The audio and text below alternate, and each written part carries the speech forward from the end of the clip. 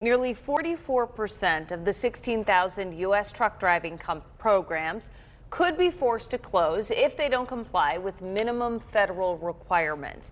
The U.S. Department of Transportation announced plans to revoke the certification of nearly 3,000 schools unless they comply in the next 30 days.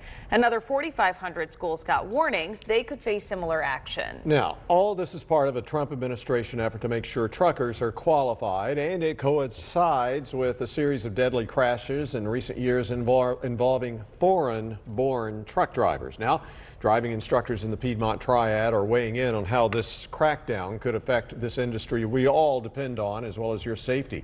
Fox 8's Justin Lundy's been looking into this tonight. He joins us outside Keno CDL Academy in High Point after speaking with the owner. Justin, what did the owner share with you? Well, Michael Rangel says that this crackdown is needed, especially to keep the wrong drivers off the road as we head into the height of delivery season.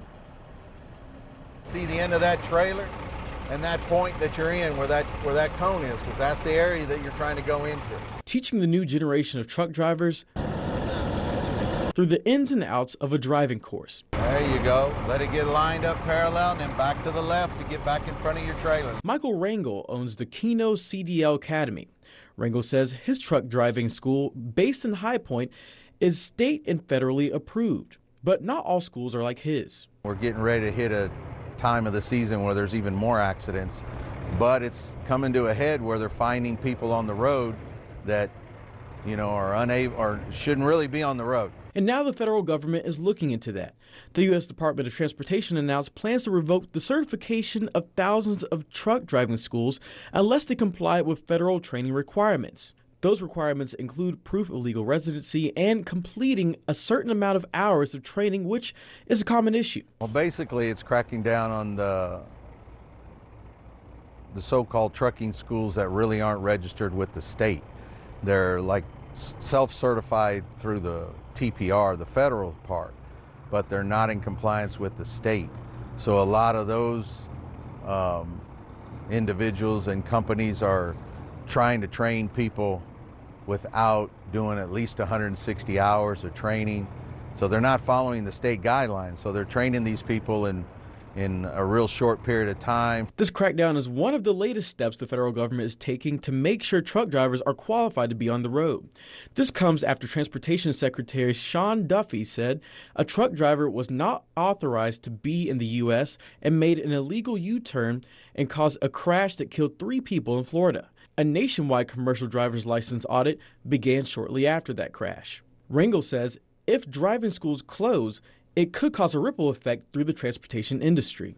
They're shorthanded and there's just a lot of paperwork that's involved in that, and they're just now getting around to, starting to put their finger on top of the problem. Just down the road in Burlington, the Best Driving Academy is also in compliance with training requirements. Danielle Leonard, the director of safety, says they're using new technology to keep drivers accountable. These guys are out on the road, so we try to see them and interact with them as much as we can, but the cameras give us that ability to interact with them and coach them and help them become better. We all drive vehicles, and we get complacent at times. We don't realize things that we may be doing that are bad behaviors or bad habits, and so those cameras give us the ability to see what's happening in cab, correct those things before it becomes a major issue.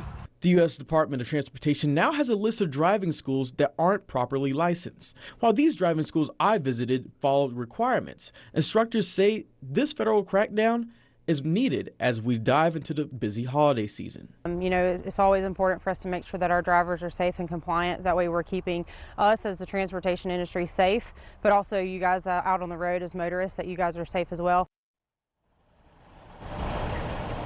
For a complete list of driving schools that aren't properly licensed, you can find a link on our website at myfox8.com. Reporting live in High Point, Justin Lundy, Fox 8 News.